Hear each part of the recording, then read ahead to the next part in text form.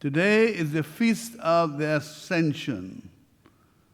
The first reading tells us when he had said this, as they were looking on, he was lifted up, and a cloud took him from their sight.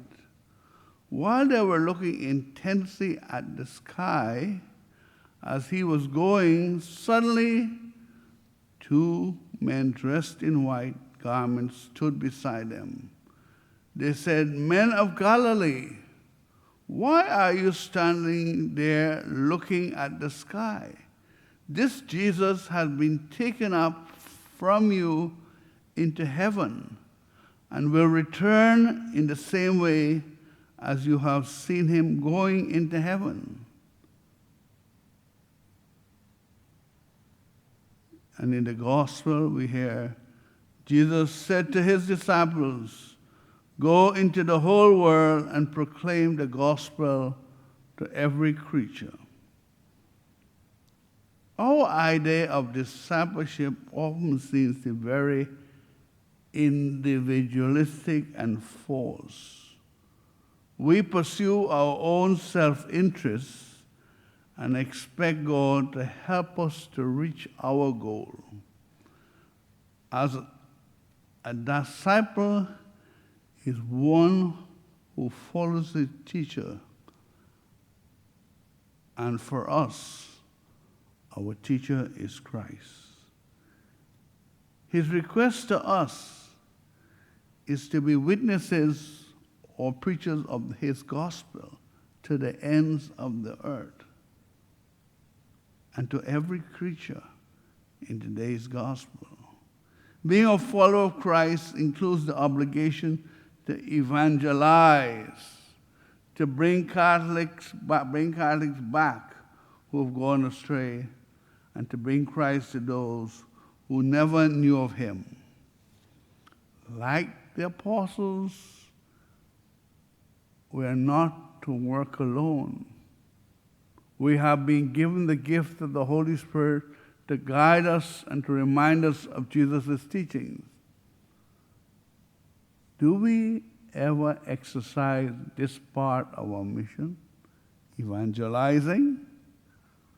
When was the last time we invited someone to come and worship in our church? Do we need angels to come back and ask us, why are we standing around and have not started our mission? The angels also told the disciples that Jesus would return. The implication of this statement is that we have to give an account of our discipleship in this life. Why did Jesus have to ascend into heaven? Because he came down from heaven. The Word became flesh and dwelt among us.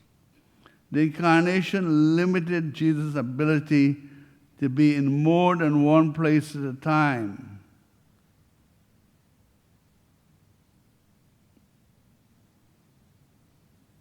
If Jesus remained on earth, we would have not been able to access him on an individual basis. The gift of the Holy Spirit also created a spiritual internet so that anyone, anywhere can access him. The rational scientific mind may also ask whether heaven is located in outer space. The account simply states that as he ascended, they lost sight of him. He vanished.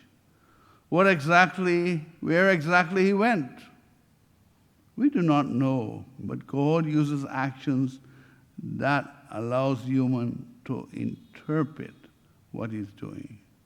If he had simply disappeared as he did while he was eating with the disciples he had met on the road to Damascus, the apostle would not have been able to interpret where he had gone. Because they associated heaven and with the skies, they understood that the ascension correctly as a return of Jesus to the Father. Jesus also mentioned that believers would be able to drive out demons, cure the sick, speak foreign languages, pick up deadly snakes and poison, and not be harmed. We should not put the Lord to the test unless we have the level of the spirituality of Daniel in the lion's den, or St. Francis, or other saints who could communicate with wild animals. We also know of holy men who could drive out demons and heal the sick. So please, do not use these sayings as an excuse to ignore our duty to evangelize. However, those of us with an undeveloped spirituality can reinterpret Jesus' promise in a different manner in our time. For example, when we preach the gospel, we, by Jesus' grace, can drive out the demons of addiction to alcohol, prescription drugs, food, gambling, compulsive shopping, etc. When we live by the gospel, we can peacefully handle the poisonous serpents of malice and jealousy and desire for revenge. We can make Christ known when we speak to our enemies in a language of compassion, hospitality, and love. Jesus was not only a teacher, but he was a role model.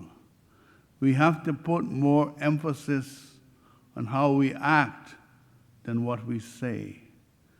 We can not become more loving unless we practice to love daily. Saint Therese of Lisieux tells us to do everything with love. She also says, when one loves, one does not calculate. One does not calculate the cost, the effort, or what is my benefit, except what is the will of God.